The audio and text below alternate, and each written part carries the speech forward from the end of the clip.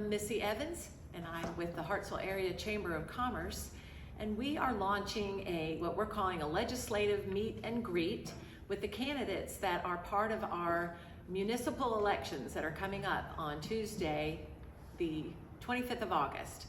I'm here today with candidate Daxton Mays, who is running for school board. He is in place number 4.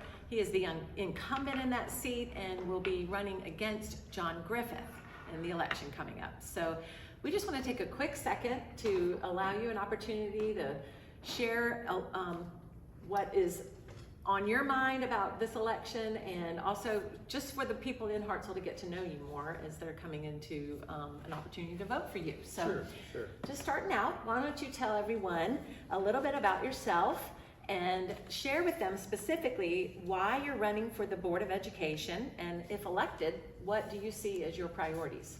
Yes, well, very good. Well, Missy, thank y'all for putting this together. I think in times we're in today, being able to communicate with the masses in a different way than what we've done in the past is excellent. So thank you to the Chamber for orchestrating this and giving candidates a platform to share their vision. Yeah. For me, I'm a Hartselle resident, lifelong resident, Hartselle High School graduate, class of 2006, and have been back in Hartselle since 2010 when I graduated college from the University of Alabama. So for me, Hartselle is just, it's home. It is what all I know, and I'm very proud to be a resident of Hartselle. When I ran for election in 2016, my passion for schools is really simple. Hartselle City Schools has done so much for me, set me on the path for success in my family, in my career, and just having the opportunity to be able to give back to our students, give back to our teachers and our community was really the heart behind why I ran. Over the last 4 years, I've really grown to know the school system operation on a deeper level, and a lot more so goes into it than what maybe meets the eye to the everyday person. But it's been such a rewarding experience, been something that I've just been so gracious to be able to be a part of, and I want to continue to bring that passion that I've given for the last 4 years for the next 4 to accomplish some of the things that we are really passionate about seeing done over the next 4 years. Well, 4 years is a short amount of time, but it can also be a long time, especially when it comes to projects. That's right. And it takes a lot of time to move projects forward. I know that because you are the incumbent, you've had that insider's perspective. You've seen some projects get started that I know you probably want to see to completion. Yeah. So what are some of your priorities? Realistically, I work in the engineering field. My whole professional career has kind of been in public infrastructure and facilities. So I gravitate towards that just because that's what I know. For me, I think Dr. Jones and Mr. Colbert and all them would tell you that, Daxton kind of runs in the lane of, are our facilities good? What upgrades do we need? Logistically, are we serving everybody in the best way we can? And I kind of gravitate there. And I think we've got some great things that we've done. We've done some major building renovations that have helped our facilities substantially. We did a full overhaul of the HVAC system at Barkley Bridge Elementary. We also did new windows and doors at Hartselle Junior High School, which were 2 very needed projects, and we were able to get a low interest bond, a loan to get those handled, and they were successful projects for us. Put both of those schools in a better situation. Yeah. Long term, I think we know that we've got somewhat of a capacity problem. I mean, Hartselle is growing. We're seeing students come in more and more every year. I think our number that we had in the school system this week was 3,531. Wow.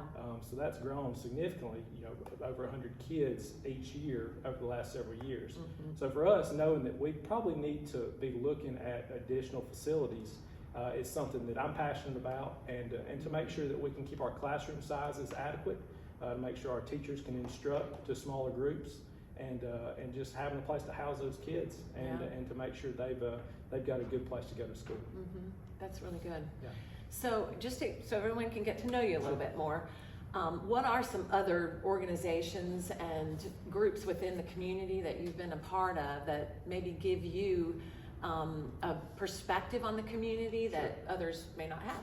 Well, I'll tell you, I think that is the biggest positive I can bring is that I've been around. I'm here every day, from a working career to a personal career to a church-based organization. I'm just here in Hartselle and have got a real good thumb on the pulse of kind of what we need and what's going on. Yeah. When I came back to Hartselle in 2010, I was appointed to the Harts Utilities Board in 2011. Mm-hmm. So I started my community service, public service in that regard in 2011 and continued with that until 2015. Okay. I'm also a member of the Hartselle Rotary Club. Mm-hmm. I serve on with you as a member as well. I serve on the board of directors for the Hartselle Area Chamber of Commerce. Mm-hmm. I serve on the board of directors for the Burleson Center, which is the Hartselle Fine Arts Building, and do some volunteerism with the Hartselle Chamber through Serve Day and a few things like that.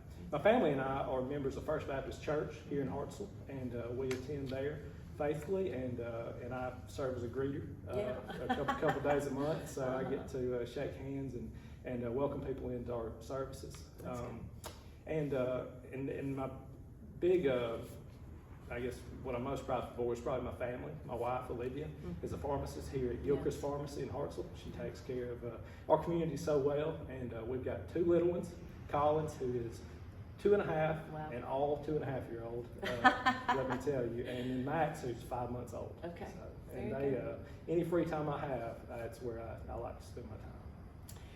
Well, we're going to shift a little bit into just Board of Education governance, because anytime you're on a board, that word sort of goes with it, governance, and that just really means that you are providing oversight over finances, you're providing oversight over policies and decision making, so those are big tasks that affect a lot of people.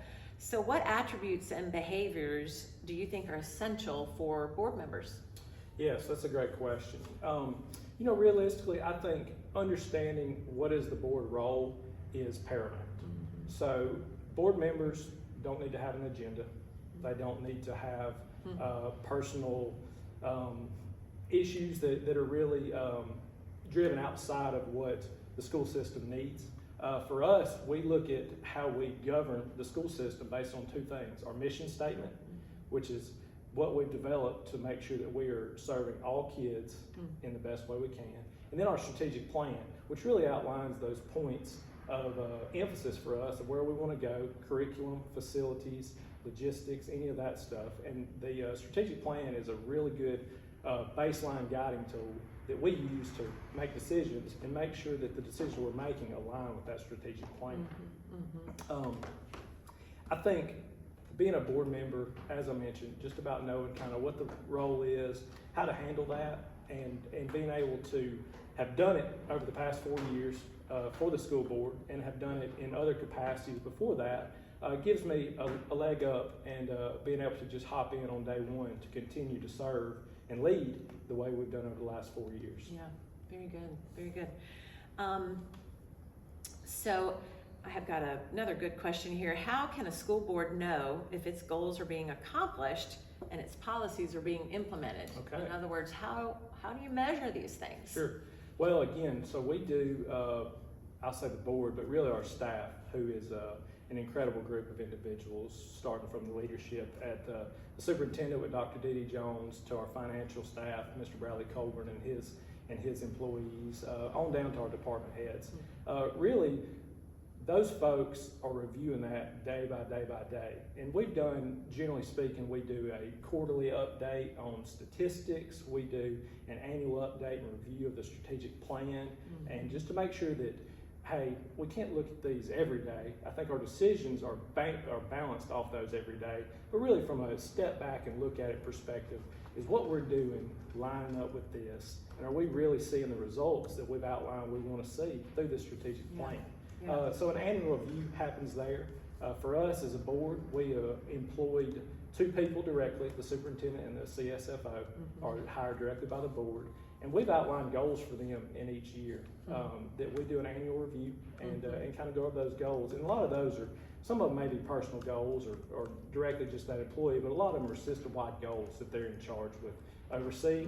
And so to sit down and do a review there to see kind of where we were and where we went, I think is something where we can really get a touch point on how we're doing. And then just by being transparent. I think my ears are always open. I've enjoyed the last couple of days with school getting started, just getting to hear the positives and the negatives. I mean, those negatives are learning experiences for us, and the positives are something that we can continue to build on and make sure that we continue to elevate what we're doing day by day.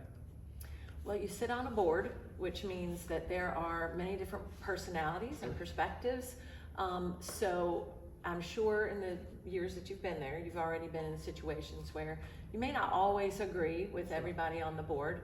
So do you feel like you can support a decision that the board has made that you did not vote in favor of? Because supporting it doesn't mean just walking out of the room. Right. It means perhaps ongoing ramifications from that. So do you feel like you can support a decision that the board has made and that you're not been in favor of, and why or why not? Sure.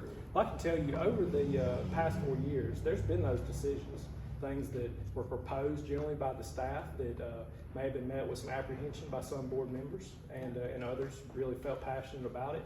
And the boardroom is where those discussions happen. Yeah. I mean, I think everybody brings an attitude to be open, to listen, to understand, hear the facts, and then develop a decision on that, which way that you see best fit to go. For me, we've had some of those split decisions, and not all went the direction that I thought was right. But for me, understanding that we're a team, we're all in it for one common goal, and that's to educate kids in the best way we know how, to support our teachers in the best way we know how, and to make sure that Hartselle City Schools remains the crown of Hartselle, the jewel in the crown, as Mayor Andy Garrison says. That's right. And so for us, that's a common goal. And when you leave the boardroom, it might not have went the way that you thought, but realistically, tying back to what we're trying to do as a team can help mitigate any issues that you might have had with thinking that a decision didn't go the way that you thought it should. Well, we're getting ready to end our time here, but I want to give you an opportunity towards the end to just address why you think you're the best candidate. Sure. But before I do want to ask you, from your perspective, what are some of the key issues that you feel like in the next 4 years need to be addressed, and what is your vision for education in this community? Sure. Well, I think there's obviously a lot of things that we are doing really well at Hartselle City Schools, and then there's some things that we can improve on, and things that we need to do that are not being done today. Some of the highlights that I think we've hit over the last 4 years, we're the first blue ribbon school district in the state of Alabama. Wow. So that is every school in our system has reached blue ribbon lighthouse status. Our school system also achieved the highest accreditation scores in the history of Hartselle City Schools 2 years ago at our advanced ed accreditation time. For us, those are building blocks that we know we're doing some things right, and that can be justified that we are doing those things right by seeing those awards come in.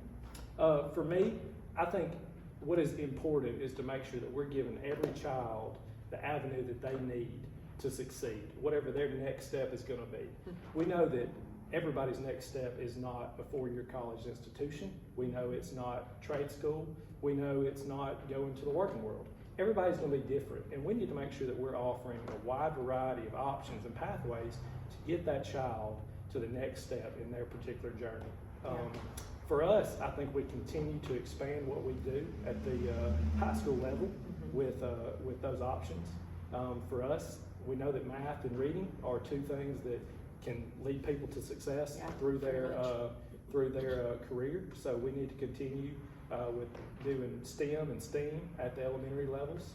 We've implemented some robotics and a few things that have really got kids to where they're thinking intuitively about what they're doing in the schoolroom.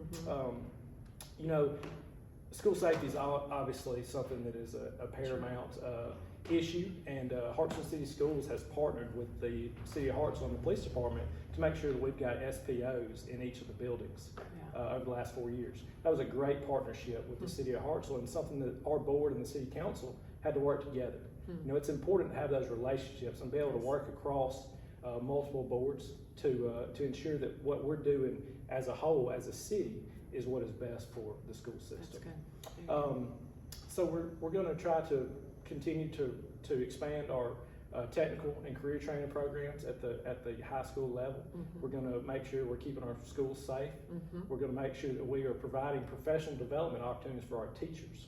One of the highlights of Hartselle City Schools is that we've got a very experienced workforce. If you look at our teachers, we've got teachers that average 15 to 16 to 17 years of experience, and almost over 80% have master's degrees or higher. Right. For us, making sure that we're growing leaders, that we're going to be able to promote from within, Yes. and get those folks groomed into somebody that can lead our school system and our buildings from here on out. So I'm a big believer in professional development and giving teachers opportunities to learn and grow as professionals themselves.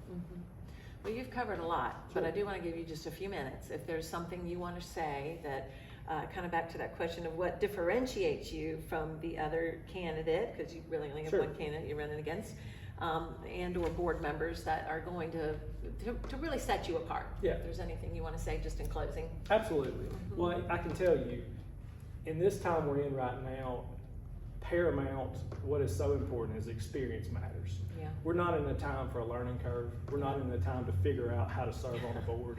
It is a paramount time that we have board members who come in and are able to support our staff from day one. Yes.